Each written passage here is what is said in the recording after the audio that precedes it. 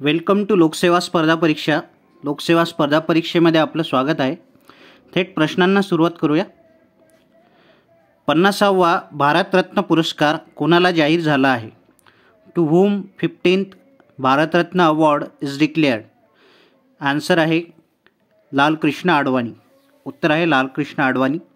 1947मध्ये भारताला स्वातंत्र्य मिळाल्यानंतर त्यांचे संपूर्ण कुटुंब पाकिस्तानातून भारतात आले होते. 1980मध्ये अडवाणी भाजप संस्थापक सदस्यांपैकी एक होते. 1989मध्ये ते पहिल्यांदा देशाचे गृहमंत्री झाले. 1998 ते 2004 या दरम्यान राष्ट्रीय लोकशाही आघाडी सरकारमध्ये ते गृहमंत्री पदावर राहिले. 2002 ते 2004 दरम्यान त्यांनी अटल सरकारमध्ये उपपंतप्रधानाची जबाबदारी पार पाडली. ते देशाचे 7वे उपपंतप्रधान राहिले. 2015मध्ये अडवाणी यांना देशातील दुसरा सर्वात मोठा नागरी सन्मान म्हणजे पद्मविभूषणने गौरविण्यात आले होते. लालकृष्ण अडवाणी हे देशाचे 7वे पंतप्रधान होते. ते भारतीय जनता पार्टीचे संस्थापक होते. 2002 ते 2004 दरम्यान ते उपपंतप्रधान राहिले. त्यानंतर 2015मध्ये त्यांना पद्मविभूषण हा पुरस्कार देण्यात आला आणि यावर्षी म्हणजे 2024मध्ये त्यांना भारतरत्न हा पुरस्कार मिळत आहे.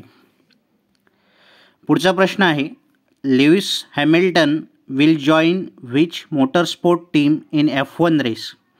लुईस हॅमिल्टन F1 शर्यतीच्या कोणत्या मोटरस्पोर्ट संघात सामील होणार आहे? The answer is Ferrari. उत्तर आहे फेरारी. आपण फोटोमध्ये बघू शकता, इथे लेविस हॅमिल्टन आहे, त्याखाली मर्सिडीज लिहिलेला आहे आणि मर्सिडीजच्या पुढे ॲरो आहे फेरारी. लुईस हॅमिल्टन गेली 11 वर्ष मर्सिडीज संघाकडून F1 शर्यतमध्ये भाग घेत आहे आणि तो 7 वेळा F1 शर्यतीचा म्हणजे फॉर्म्युला 1 शर्यतीचा विजेता राहिला आहे. 7 time formula 1 champion Lewis Hamilton will leave Mercedes at the end of 2024. He will race for Ferrari from 2025. 7 वेळा फॉर्म्युला 1 शर्यतीचा विजेता असलेला लुईस हॅमिल्टन 2024च्या अखेरीस मर्सिडीज हा संघ सोडून पुढच्या वर्षी म्हणजे 2025ला फेरारी हा संघ या संघामध्ये सामील होणार आहे. पुढचा प्रश्न आहे, who is India's third youngest double century scorer in taste cricket? कसोटी क्रिकेटमध्ये भारताचा तिसरा सर्वात युवा द्विशतकवीर कोण आहे? The answer is Yashasvi Jaiswal. उत्तर आहे यशस्वी जयस्वाल.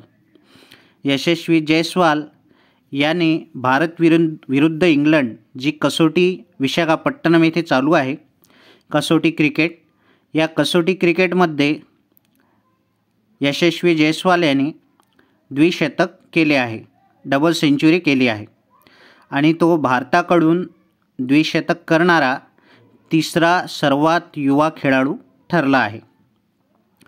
उत्तर आहे यशस्वी जयस्वाल.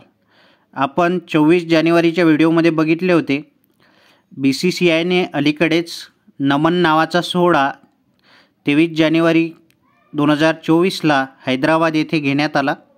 या सोहळ्यामध्ये BCCIने 18 कॅटेगरीजमध्ये वेगवेगळे पुरस्कार जाहीर केले. यामध्ये यशस्वी जयस्वाल यांना 2 पुरस्कार मिळाले होते.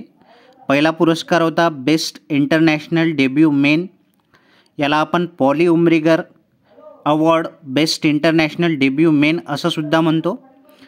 हा पुरस्कार त्यांना 2022-23 या सालाकरता देण्यात आला. त्यानंतर दुसरा पुरस्कार त्यांना मिळाला होता Dilip Sardesai award most runs in taste cricket 2022-23. हे 2 पुरस्कार यशस्वी जयस्वाल यांना मिळाले आहे. आता आपण बघूया best international debut men. Mayank Agarwal यांना 2019-20 सालाकरता मिळाला. अक्षर पटेल यांना 2020-21, श्रेयस अय्यर यांना 2021-22 आणि यशस्वी जयस्वाल यांना 2022-23.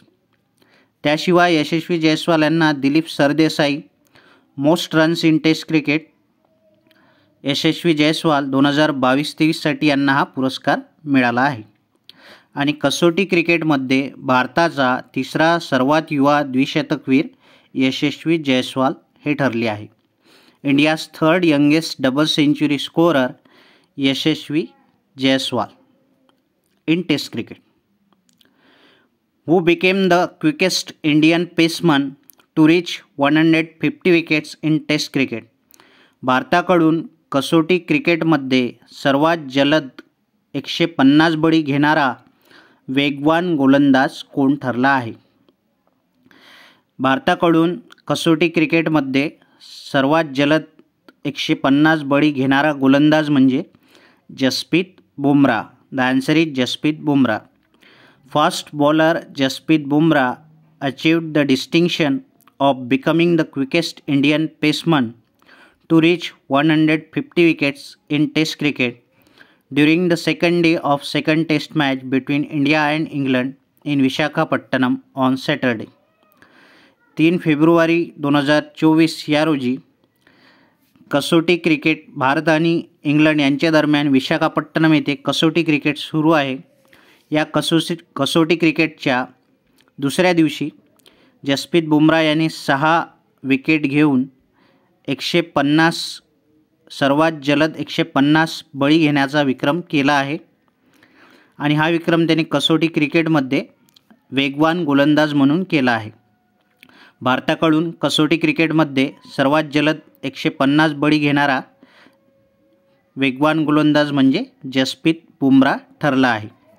जसप्रीत बुमराह 2018मध्ये जसप्रीत बुमराहने कसोटी क्रिकेटमध्ये पदार्पण केले. त्याने साऊथ आफ्रिकेविरुद्ध हे पदार्पण केले होते. जसप्रीत बुमराह आजपर्यंत 64 टेस्ट इनिंग खेळला आहे. त्यामध्ये 34 टेस्ट आणि 152 विकेट त्यांनी घेतले आहे. म्हणजे आजच्या तारखेपर्यंत जसप्रीत बुमराह याने टेस्ट क्रिकेटमध्ये 152 विकेट्स घेतल्या आहेत. आज इथेच थांबूया. परत भेटूया. आणखी एक प्रश्न आहे. From which post Banwarilal Purohit resign? Banwarilal Purohit यांनी कोणत्या पदाचा राजीनामा दिला आहे? The answer is governor of Punjab and administrator union territory Chandigarh. उत्तर आहे पंजाबचे राज्यपाल म्हणून आणि केंद्रशासित प्रदेश चंदीगडचे प्रशासक म्हणून त्यांनी राजीनामा दिला आहे. बनवारीलाल पुरोहित हे पंजाबचे राज्यपाल होते आणि चंदीगडचे प्रशासक होते. बनवारीलाल पुरोहित हे 1984 ते 91 दरम्यान काँग्रेसकडून मेंबर ऑफ पार्लमेंट म्हणजे सांसद राहिले आहेत. त्यानंतर त्यांनी BJPमध्ये जॉईन केलं, परंतु त्यानंतर ते निवडून आले नाहीत. त्यानंतर 2016-17मध्ये त्यांनी गव्हर्नर ऑफ आसाम म्हणून काम केले. आसामचे राज्यपालसुद्धा ते राहिले आहेत. 2017मध्ये त्यांनी मेघालयचे राज्यपाल म्हणून काम केले आणि 2017 ते 2021 दरम्यान ते तामिळनाडूचे राज्यपाल होते. तर बनवारीलाल पुरोहित हे एकूण 4 राज्यांचे राज्यपाल आणि चंदीगडचे प्रशासक राहिले आहेत. ते 4 राज्य आहेत पंजाब, आसाम, मेघालय, तामिळनाडू आणि चंदीगडचे ते प्रशासक राहिले आहेत. 2016-17 दरम्यान आसामचे राज्यपाल, 2017मध्ये मेघालयचे राज्यपाल, 2017 ते 21 तामिळनाडूचे राज्यपाल आणि 2021 पासून पुढे गव्हर्नर ऑफ पंजाब म्हणजे पंजाबचे राज्यपाल आणि चंदीगडचे प्रशासक. आज इथेच थांबूया. परत भेटूया एका नवीन व्हिडिओमध्ये. तोपर्यंत खूप खूप धन्यवाद.